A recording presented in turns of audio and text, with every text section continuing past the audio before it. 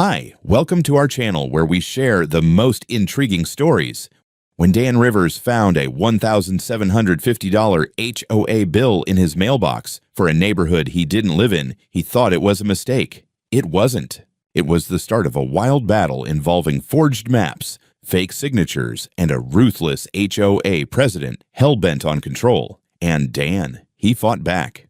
I've dealt with plenty of strange things in my line of work. Rotting floor joists, haunted basements, one time even a nest of raccoons behind an antique dumbwaiter. But nothing quite prepared me for the madness that arrived in my mailbox one soggy Tuesday afternoon. It was one of those overcast days when the Georgia humidity made everything feel like you were walking through warm soup. I had just gotten home from inspecting a century-old farmhouse slated for restoration when I pulled into my gravel drive and saw the envelope wedged in the mailbox like it had been stuffed in with righteous fury. The return address was stamped in gold script, Eagle Oak Preserve HOA, Office of the President. That was my first red flag. I didn't live in Eagle Oak Preserve. I lived next to it. My 5-acre property bordered their development, but was not part of their subdivision, a distinction I had verified not once, not twice, but 3 times before buying this land almost 9 years ago at a county auction. It had once been the site of a sawmill, half collapsed and overgrown, but the bones were good, and I spent years restoring it into a warm, livable home, independent, untouched, out of their reach, or so I thought. I opened the envelope and felt my eyebrows climbing by the second. Inside was a formal-looking invoice on faux parchment paper, quarterly dues statement, first quarter. Amount due, $1,750. Below that, a breakdown of services. Perimeter security patrol, private road resurfacing, landscape maintenance. What landscape? My driveway was gravel, and my idea of landscaping was not mowing for 2 weeks until the wildflowers got tall enough to attract bees. But the real kicker was the enclosed map. It looked like a satellite overlay with parcel boundaries marked in red. There it was, my land, outlined, shaded, and labeled Zone 5A, Extended Community Benefit Region. Not only that, but right next to it was a crescent-shaped stretch of land I didn't recognize. It was labeled Natural Drainage Easement and tied to a different name, parcel managed under Cooperative Funding Agreement. The invoice clearly stated I was jointly responsible for maintaining that zone. I read the fine print twice. They were billing me for land I didn't even own. At first I laughed. It was a short, incredulous snort, like when someone offers you expired milk. I figured it had to be a clerical error. Maybe some overeager intern at the HOA office decided to cast a wider net. So I did the reasonable thing. I called the number on the letter. A woman picked up, brisk and rehearsed.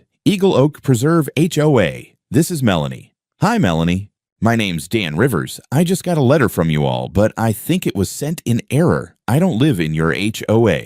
Never have. There was a pause. Keyboard clicks. Rivers. One moment. More typing. Ah, yes. Parcel ending in 3752, correct? You're in our new benefit overlay zone. I'm sorry, what?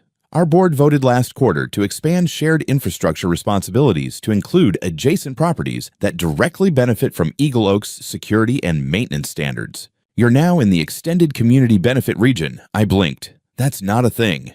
That's not legally enforceable. You've received the first quarterly statement, correct? Oh, I've got it, I said, along with a map that has me paying for someone else's brush pile. If you'd like to appeal the assessment, she said crisply, you may attend our next board meeting. Or contact our president, Mrs. Karen Travis. She handles boundary inquiries. I wrote down the number and hung up, still half convinced this had to be some ridiculous mix-up. So I called Karen. She answered like she'd been waiting all day to argue with someone. Karen Travis.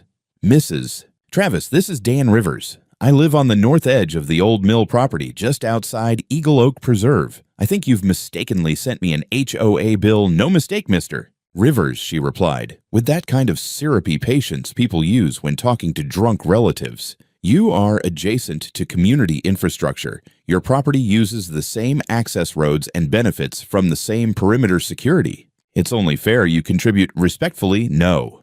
I don't use your roads. I don't have security gates. I maintain my own gravel access and mind my own land. Your driveway intersects County Route 31, which has shared maintenance with our private road under the Rural Overlay Compact. By being within half a mile of our jurisdictional boundary, you're eligible for proportional assessment. Eligible, I repeated. You're treating my land like a checking account. Don't be dramatic. Many surrounding owners have happily agreed to contribute. You're the only one making this difficult, and that strip of land I supposedly co-manage, I asked. Who owns that? It's currently unclaimed by active deed due to federal seizure, she said smoothly. That makes it eligible for cooperative regional funding, meaning you can't get the real owner, so you're shaking me down instead. Silence. Then, if you refuse to pay, we'll be forced to initiate formal collection actions. This is a community matter. It's about responsibility, Mr. Rivers. I hung up. Not rudely, but firmly. The kind of hang-up that said, "We're done here, Karen." I spent the next 2 hours in my office pulling every document I had: title deed, auction receipt, boundary survey, the original plat map, zoning statements, and the rejection letter I'd filed with the HOA back when the subdivision was first approved, specifically exempting my property from their jurisdiction. Everything was in order. My parcel had zero legal connection to Eagle Oak Preserve, but that invoice wasn't just a piece of paper anymore. It was a threat, and I don't take kindly to threats. The next morning, I was at the county records office before they even flipped the open sign. I parked my truck, grabbed my coffee thermos, and walked in like a man on a mission, which technically I was. The clerk behind the counter, Marla, gave me a suspiciously cheerful smile, the kind you give someone right before telling them their dog's been impounded. Dan Rivers, I said, setting my folder down on the counter. I need to pull every document tied to parcel number 3752. Boundaries, plats, zoning overlays, especially anything filed in the last 18 months. She adjusted her glasses and clicked around on her keyboard. You having HOA problems? She asked without looking up. That obvious, Marla smirked. You wouldn't believe how many folks come in with the same story. HOA reaches out, tells them their property's magically part of some zone now. Suddenly, they owe $1,000 a quarter for shrubbery they didn't plant. She printed a stack of pages and handed them over. I thanked her and took a seat at one of the public tables. Everything looked like what I already had, until I found a filing timestamp 10 months ago, labeled Boundary Clarification and Cooperative Overlay, Eagle Oak Preserve. I leaned closer. It was a scanned PDF of a revised boundary map. My 5 acres were suddenly inside a shaded extension zone labeled Extended Benefit Region B. A note at the bottom said the changes were submitted with community approval and included a list of consenting owners, and right there, bold as daylight, was my name. Daniel Rivers supposedly having signed off on this nonsense in cursive script I hadn't used since junior high. I stared at it for a good minute, heart thudding. My signature had been forged. Next to mine were 4 others, names I didn't recognize, but under represented parcels, 2 matched property numbers I knew belonged to my neighbors. I sent texts to both, asking if they'd ever signed anything related to the HOA. They responded within minutes. Nope. WTF are you talking about? I took out my phone, snapped photos of the forged signature page and the revised map, and started building a digital folder. I needed to escalate this. At home, I printed copies of everything. I wrote a formal rebuttal letter addressed to Eagle Oak Preserve HOA, enclosing my original plat map, my deed and title, my signed HOA exemption from 9 years ago, and now the new forged map with their timestamp, in bold underlined font, added, I am not a member of Eagle Oak Preserve HOA. I have not signed or authorized any boundary expansion. The enclosed map contains a forged signature. Cease all contact and remove any references to my property from your assessments. I sent the package certified mail. Return receipt requested. I also sent copies to the county zoning board and the property assessor's office, just in case they'd been given similar updated maps. 2 days later, I got a call from a number I didn't recognize. I picked up on speaker, half expecting another HOA minion. Mr. Rivers. The voice was male, formal. This is Brian Keller. I'm with Oak Ridge Geometrics. I believe you requested a boundary assessment?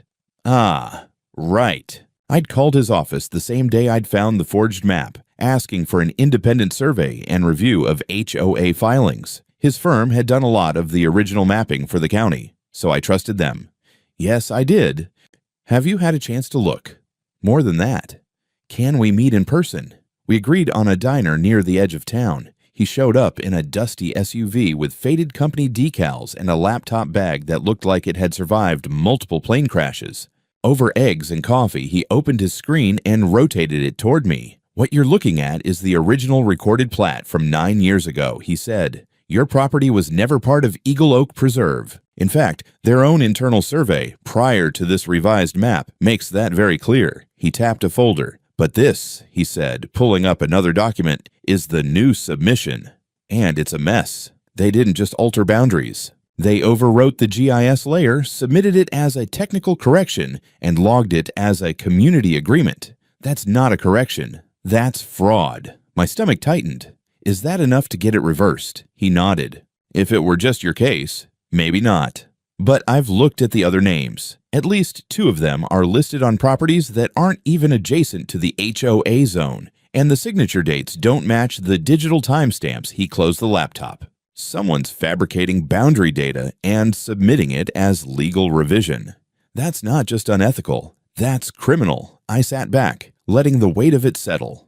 "This could blow up," I muttered. Keller smiled grimly. "It already has." By the time I drove home that afternoon, my brain was spinning. A forged map, a faked signature, and a man willing to testify to it. I knew exactly who was behind this. I could practically hear her voice in my head. "It's about responsibility, Mr. Rivers' number. It was about control, and I wasn't about to let her take mine." The next time I heard the name Joe Winsley, it was printed in block letters across the top of a federal seizure notice stapled to a wooden post near a dry creek bed, half a mile from my northern fence line. I found it by accident while hiking the property border with a friend of mine, Ben, who occasionally helped me with tree work. We were out looking at a leaning hickory near the edge when I spotted the sign, weather-warped and barely clinging to a crooked stake hammered into the ground. I crouched and read it twice. "Parcel seized, United States Internal Revenue Service, property of Wensley, Joe M." Below that, "Due to outstanding federal tax liabilities and financial crimes under investigation." I looked up at the surrounding land.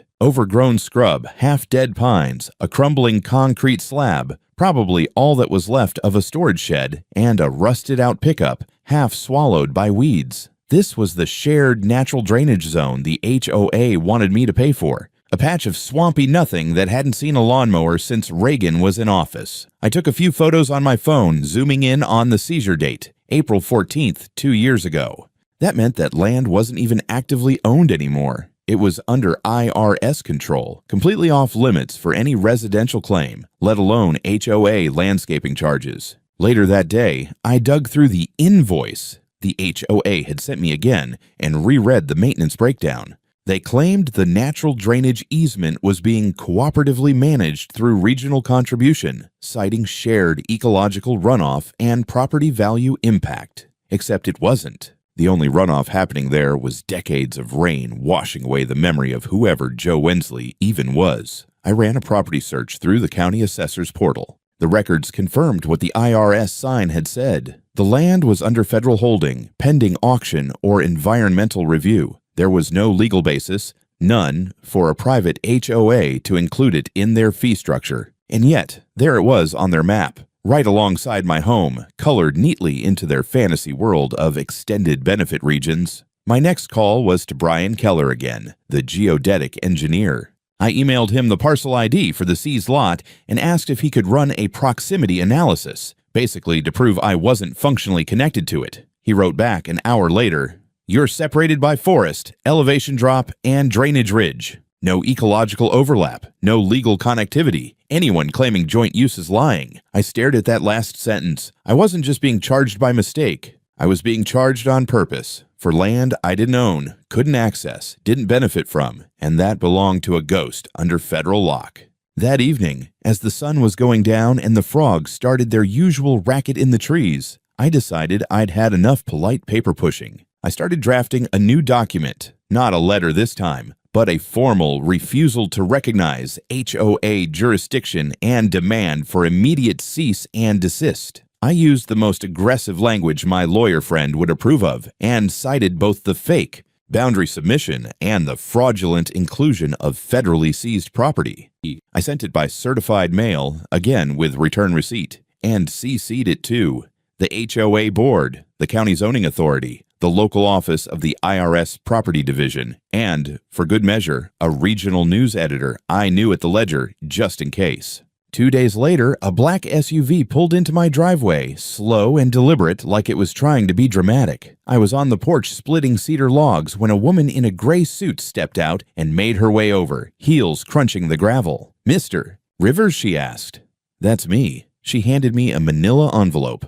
Notice of intent to pursue collection under Community Infrastructure Agreement, as authorized by Eagle Oak Preserve HOA.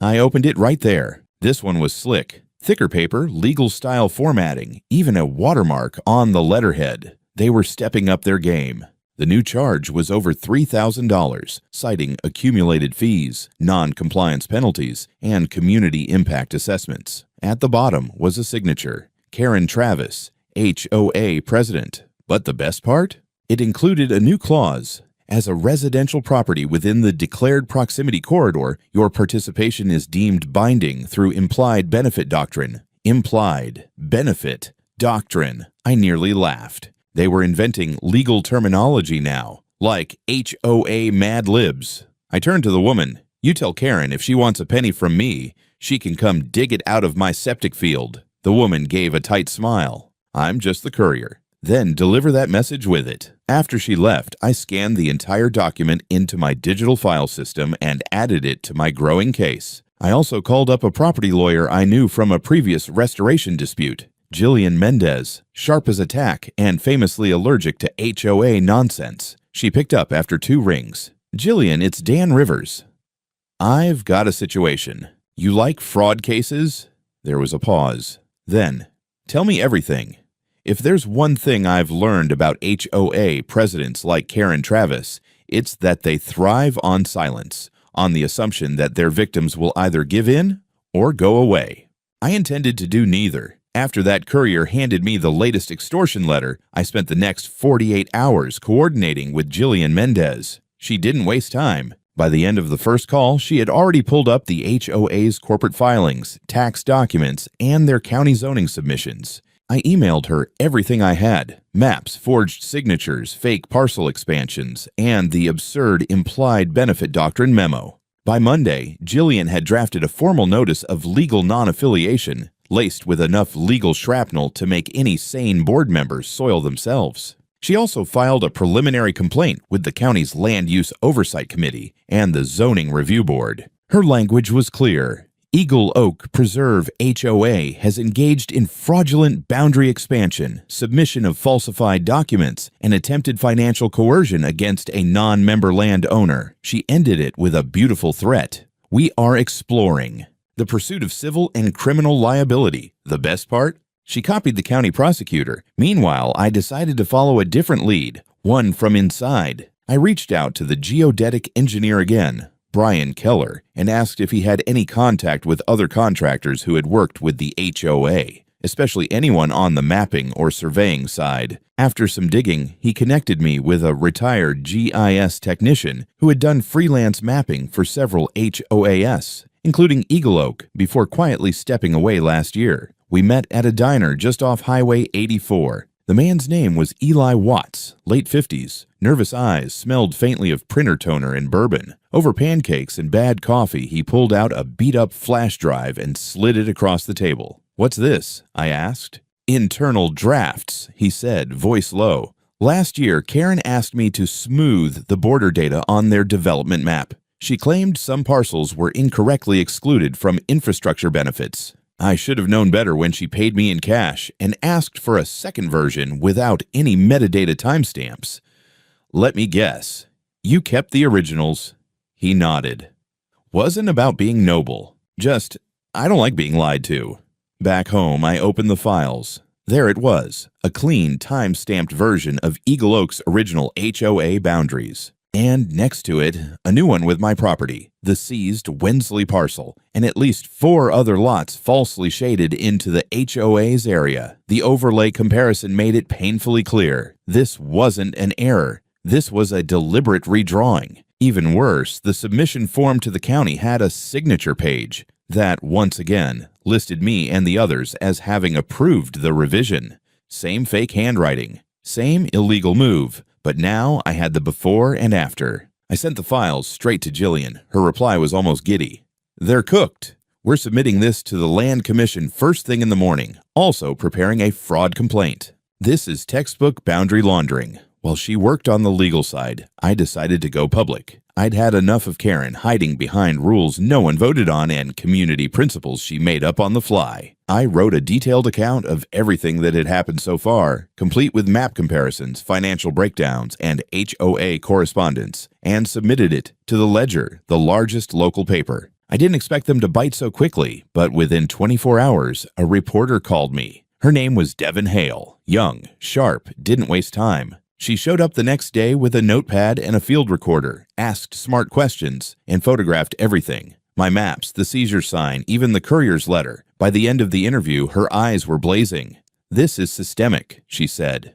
"They're not just targeting you. They're trying to grow revenue by forcibly expanding jurisdiction. And lying to do it," I added. The story ran 2 days later on the front page. Private land, public lies, local HOA accused of boundary fraud. It featured my case, an interview with Keller, and statements from 2 other neighbors who realized they'd also been falsely added to. The HOA map. The fallout was immediate. First, my inbox flooded. People I'd never met sent messages, photos, even scanned invoices. At least 7 landowners around Eagle Oak had received similar new member bills in the past year. Some had paid. Some had ignored it, but no one had fought back. Until now. Second, Karen's PR machine kicked into high gear. The HOA posted a community-wide letter calling the article inflammatory and misleading, claiming they had operated under good faith assumptions of geographic inclusion. It read like a nervous insurance company trying to rebrand a 4-alarm fire. Fire as unexpected warmth.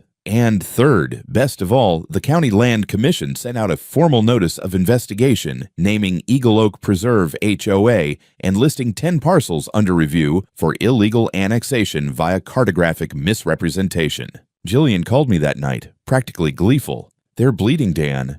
And we're just getting started. I stepped out onto my porch, lit a cigar I'd been saving since last 4th of July, and watched the quiet tree line beyond my fence. For once, it wasn't the woods I was worried about. It was the war in the spreadsheets. You'd think that once the Land Commission opens an investigation and a local paper drops a front-page expose, the people responsible might take a step back. Maybe lie low.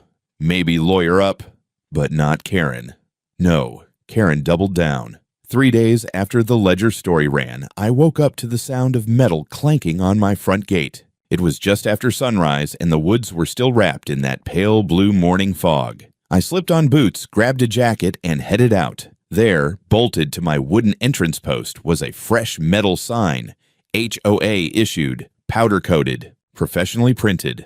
Notice of non-compliant property, subject to assessment fines. Contact Eagle Oak, Preserve HOA for resolution. I stood there, blinking. It was surreal, like waking up in a Kafka novel. My property, private, documented, completely outside their jurisdiction, was now marked as non-compliant by a board of self-righteous suburban bureaucrats with delusions of empire. I called Jillian immediately. She didn't even let me finish the story before cutting in. Send me photos. Take a time-stamped video. And don't remove it yet. Why? Because it's trespassing and attempted intimidation. We're about to file our first injunction. While Jillian got to work on the legal front, I made calls to the 7 other landowners who had reached out after the article. One of them, Bethany Dorsey, a widow in her 60s, told me she'd found a similar notice zip-tied to her mailbox post. Another guy, Martin Devlin, had HOA flyers shoved under his truck windshield wipers with phrases like delinquent membership and failure to contribute harms the whole. This wasn't just mismanagement anymore. It was coordinated harassment. The next day, Jillian filed for an emergency cease and desist order in county court against Eagle Oak Preserve HOA on behalf of me, Bethany, and Martin. In the filing, she included photos of the signage, the bogus maps, and screenshots of HOA emails using phrases like strategic expansion and boundary encouragement zones. The hearing was set for the following Monday. That weekend, I installed 2 more cameras, one pointed at the gate, another facing the dirt access trail that ran behind my property line. If they were going to pull more stunts, I wanted it on tape. And sure enough, late Sunday night, a motion sensor pinged me. I checked the live feed on my phone. There, in grainy black and white, were two men in reflective vests. One held a clipboard, the other carried a plastic stake and a mallet. They approached the same stretch of fence and began hammering a second sign into the ground. I turned on the spotlight and blasted a pre-recorded message through my intercom. "This property is private. You are being recorded. Leave now or law enforcement will be contacted." They bolted. The next morning, I handed the footage to Jillian. She didn't say a word, just smiled like a lioness spotting a wounded deer. Monday came fast. The courthouse was packed tighter than usual, thanks no doubt to the newspaper article and growing neighborhood drama. Karen arrived in a beige pantsuit and oversized sunglasses, flanked by two board members and an overpaid attorney who looked like he charged by the syllable. The judge was a serious, no-nonsense man with silver hair and a voice like gravel in a coffee grinder. Jillian laid out the case first, clear, calm, devastating. She showed the timeline of the map alterations, the forged documents, the sign postings, and the trespassing footage. Karen's lawyer fumbled through a defense that boiled down to, "Our intentions were noble, and community benefit overrides procedural flaws." The judge's expression didn't change once, but his eyebrow arched so hard I thought it might break orbit. Then came the ruling.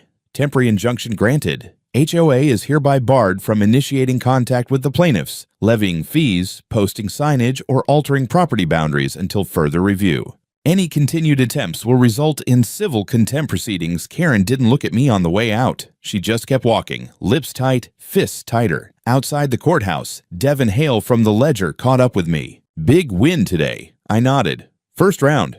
"You think she'll stop?" I glanced toward Karen's disappearing SUV. "No." But she just ran out of invisible ink. That night, I went home, took down the trespass sign, and burned it in the fire pit. But I kept the bolt. It would make a good exhibit piece. Evidence that HOA delusion wasn't just annoying, it was criminal. The silence after the injunction was almost suspicious. No more letters, no more metal signs. No HOA flyers tucked under windshield wipers like mafia warnings. For 2 whole weeks, it felt like the neighborhood had been tranquilized. No peeping board members, no veiled threats, no midnight survey crews with clipboards and mallets. But I've lived through too many restorations to trust peace that comes too easy. Rotten wood doesn't creak when it's soaked. It snaps when you step on it. And the snap came soon enough. It started when Jillian forwarded me a notice she received from the County Land Commission, not from the Fraud Division, from the Land Use Policy and Planning Board. Apparently, Eagle Oak Preserve HOA had submitted a petition to retroactively annex all adjacent parcels they had erroneously omitted in their original formation charter, including mine, Bethany's, Martin's, and 4 other properties. The trick. The petition was worded to sound like we had agreed. They claimed the omission was corrected via administrative consensus from affected landowners. No signatures, no proof. Just another batch of lies wrapped in legal doublespeak and filed before anyone could stop them. Jillian was livid. "They're trying to launder the fraud through policy," she said, pacing across my living room like a field commander. "If the Land Use Board signs off on this, even temporarily, it muddies our whole case. They're playing the long game now. This isn't about fines anymore. It's about rewriting the jurisdiction entirely. We needed leverage, real leverage, something that couldn't be explained away as a clerical error or vague community benefit. That meant following the money. That night, I went through every document Karen's HOA had ever sent. Past newsletters, budgets, meeting minutes, everything I could get my hands on. That's when something clicked. In a financial report from 2 years prior, there was a line item labeled Special Reserve Fund, Community Outreach and Expansion, totaling over $42,000. That same year, HOA dues across Eagle Oak Preserve had jumped by 15%. The explanation given was infrastructure upgrades. But the only upgrades I'd ever seen were a new mailbox kiosk and a half-finished stone archway by the neighborhood sign. Jillian filed a Freedom of Information request with the county treasurer's office. What came back was even uglier than we expected. Turns out, the special fund had been siphoning money into a separate LLC, Oak Reach Services, a supposedly independent vendor hired by the HOA for consultation and land negotiation services. But Oak Reach had only 1 registered employee, 1 account, and 1 listed mailing address, a P.O. box in the next town over, belonging to Karen Travis. We had them. The embezzlement angle changed everything. Fraud over land was one thing. Misusing HOA funds for personal gain? That brought in a whole new level of interest. Jillian wasted no time filing a second complaint, this time with the district attorney's white-collar crimes division. She also contacted a local watchdog group that had been tracking HOA corruption statewide, and then came the surprise. One of the board members who'd been standing silently behind Karen in court, Trent Barlow, a meek-looking man with thinning hair and a permanent wince, reached out to Jillian. He asked for a private meeting, said he was done being part of this circus. We met him at a quiet cafe on the outskirts of town. Trent looked like he hadn't slept in days. He brought a battered laptop, 2 manila folders, and a whole lot of regret. "I didn't know the extent of it," he said. "I thought we were just cleaning up the map boundaries. But she's been running her own little empire. The LLC, the fake invoices, even backdating minutes." He handed Jillian a flash drive. Meeting recordings, internal emails, copies of the original vote logs. Most of the board didn't even know we were filing that annexation request. She did it with 2 fake votes. "What do you want?" Jillian asked. "Immunity, or whatever version of that you can get me." "I just want out," Jillian nodded. "If what's on here is real, you're not our enemy. You're a witness." That evening, she began sorting through the files. The recordings were gold. In one, Karen could be clearly heard saying, "These fence sitters don't pay now, they'll pay later. You just wait. We redraw the map, claim it was always meant to be that way. Nobody checks these things." I sat in silence, hands clasped. We had motive, we had method, we had money trails, and now we had Karen on tape admitting to premeditated boundary fraud. Jillian looked up, eyes bright with quiet fury.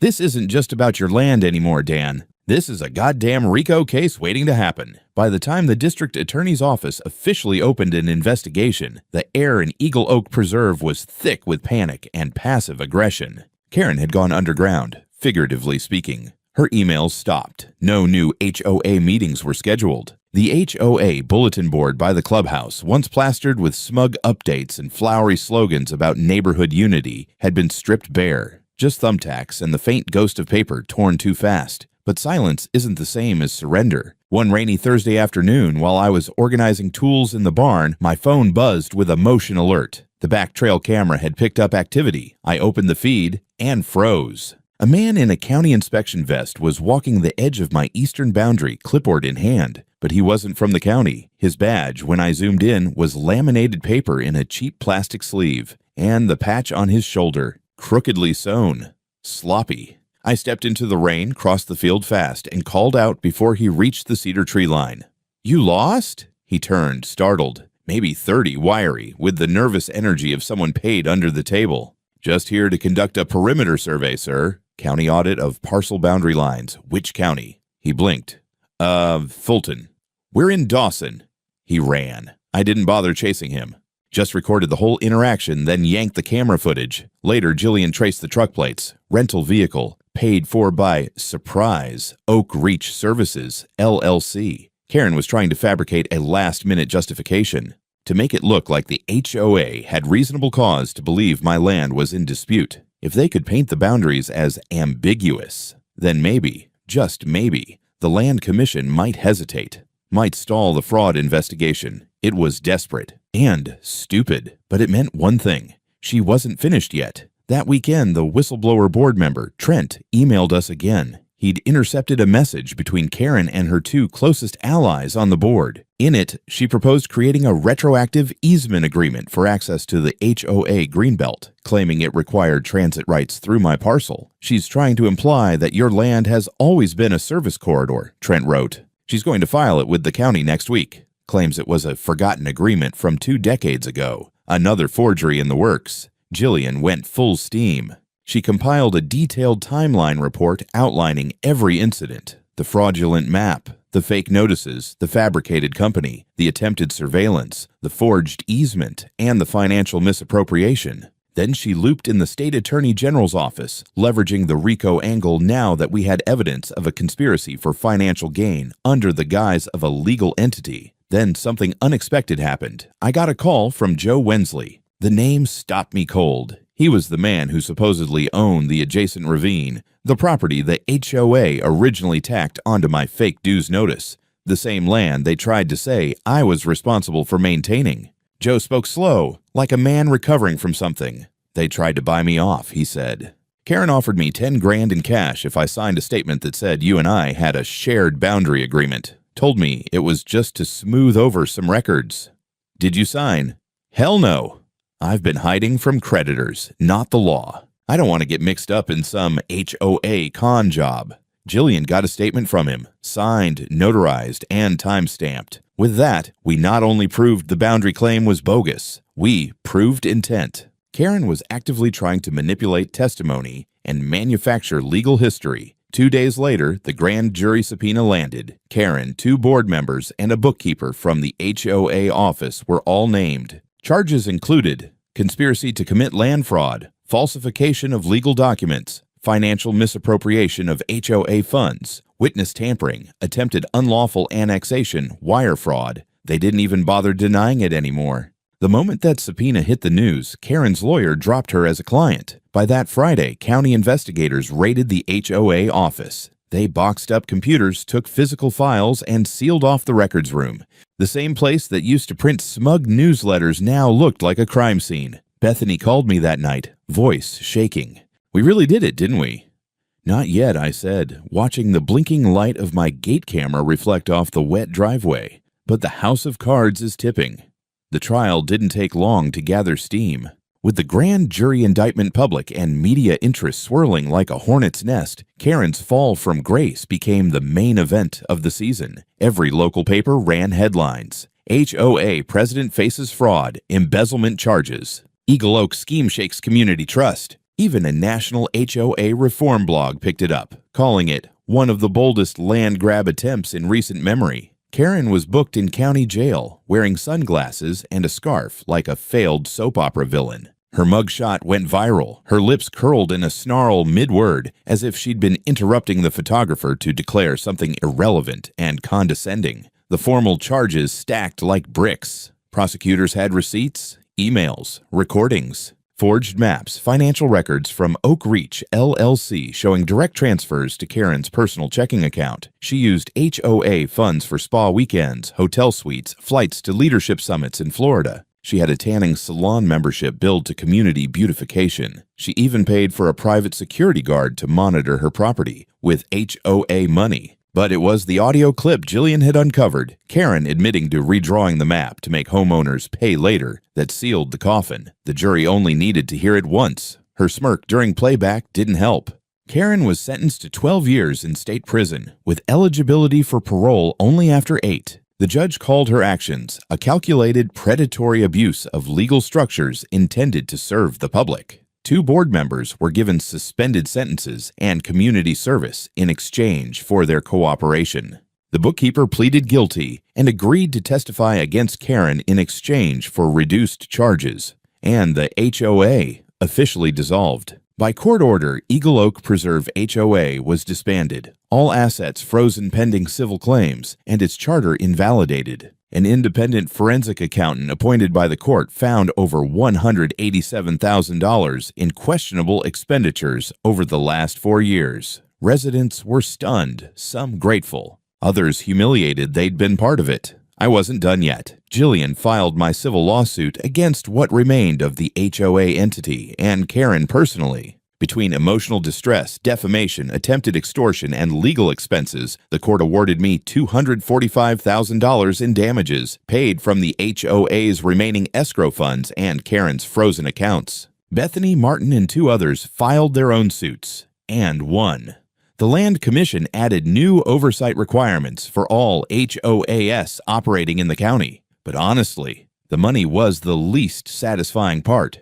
What mattered more was the day I rebuilt the old wood sign at the end of my driveway. Simple, carved by hand, painted in deep earth tones. This land is not included just because you say it is. I left it there, rain or shine. Sometimes folks passing by stopped to take photos. A few old-timers knocked on my door just to say thanks. A month later, I got an invite to speak at a community rights summit in Asheville. Jillian came too. She introduced me as the man who outplayed an entire HOA with a hammer, a barn cam, and a bullheaded sense of property law. I gave a 10-minute talk called Check the Map Twice. It got a standing ovation, and you know what? I didn't mind the attention, but I was happier back home on my 5 acres of stubborn independence, restoring century-old woodwork, watching storm clouds roll in over unclaimed sky, and knowing the only dues I owed were to the land beneath my feet.